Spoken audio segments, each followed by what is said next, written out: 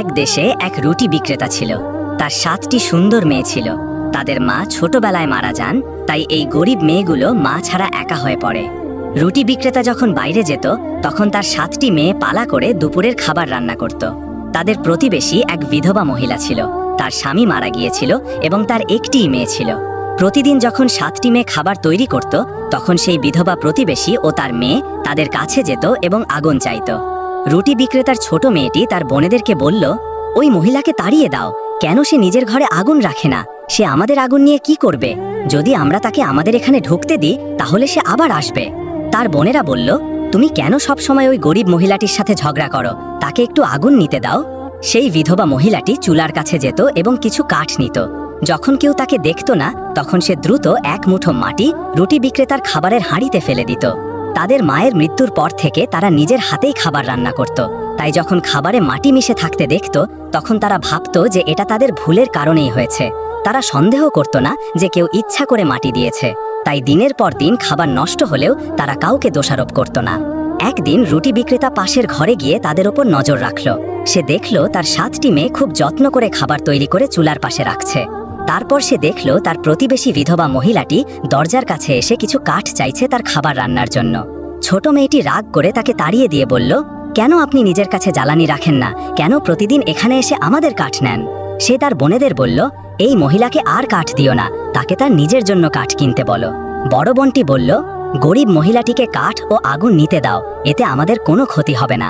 আরেক বোন বলল, যদি আমরা তাকে বারবার এখানে ঢুকতে দিই তাহলে হয়তো একদিন সে আমাদের ক্ষতি করবে এবং আমরা তার জন্য দুঃখিত হব।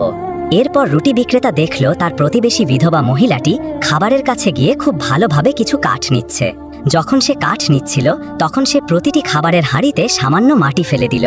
রুটি বিক্রেতা রেগে গিয়ে তার উপর চিৎকার করে উঠল। কিন্তু যখন সে তার সামনে এলো তখন সে বলল যে সে এটা করেছিল কারণ সে রুটি বিক্রেতার মনোযোগ আকর্ষণ করতে এবং তার সাথে কথা বলতে চেয়েছিল। সে খুব চালাক ছিল এবং তার মিষ্টি কথায় তাকে মুগ্ধ করল। রুটি বিক্রেতা তাকে বিয়ে করে এবং সে ও তার মেয়ে তার বাড়িতে থাকতে চলে এলো।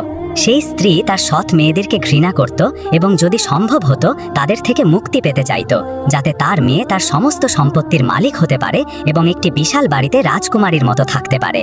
তাদের প্রতি তাদের দয়ার প্রতিদান দেওয়ার পরিবর্তে সে তাদের জীবনকে দুঃখ ও কষ্টে ভরিয়ে তুলল। সে তাদের শুধু রুটির টুকরা আর অল্প জল খেতে দিত, ফলে সেই গরিব মেয়েদের জীবন দুঃখ ও কষ্টে ভরে গেল। তারা প্রতিদিন তাদের মায়ের কবরের কাছে যেত এবং কাঁদত। তারা বলতো, তুমি কি দেখছো না মা, তোমার মেয়েরা কত কষ্টে আছে? তোমার সৎ মা তাদের কত ক্ষুধার্ত রেখেছে। একদিন যখন তারা কাঁদছিল তখন তারা দেখল তাদের কবরের পাশে একটি সুন্দর কমলালেবুর গাছ বড় হচ্ছে এবং তাতে পাকা কমলালেবু ভরা। তারা কিছু ফল খেল। প্রতিদিন তারা সৎ মায়ের দেওয়া খারাপ খাবারের পরিবর্তে তাদের মায়ের কবরের কাছে যেত এবং সেই সুন্দর গাছ থেকে কমলা লেবু খেত। রুটি বিক্রেতার স্ত্রী তার মেয়েকে বলল, আমি বুঝতে পারছি না এটা কিভাবে হচ্ছে। এই মেয়েরা কোনো খাবার চায় না এবং কিছুই খায় না, তবুও তারা দুর্বল বা অসুস্থ হয়নি, বরং তাদের অবস্থা আরো ভালো লাগছে। আমি এটা বুঝতে পারছি না। সে তার মেয়েকে 7টি মেয়ের ওপর নজর রাখতে বলল, যাতে সে দেখতে পায় যে কেউ তাদের খেতে দেয় কিনা। পরের দিন যখন মেয়েগুলো তাদের মায়ের কবরের কাছে গেল এবং কমলালেবু খেতে লাগলো তখন বিধবাটির মেয়ে তাদের অনুসরণ করলো এবং দেখলো তারা ফল খাচ্ছে। ছোট বোনটি তার বোনেদের বলল, তোমরা কি দেখছো না ওই মেয়েটি আমাদের ওপর নজর রাখছে?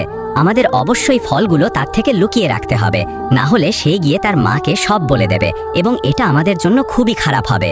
কিন্তু তার বোনেরা বলল, তুমি এত কঠোর হয় না, মেয়েটি এত খারাপ হতে পারে না যে সে তার মাকে সব বলবে। চলো তাকে ডাকি এবং তাকে একটি কমলালেবু দিই।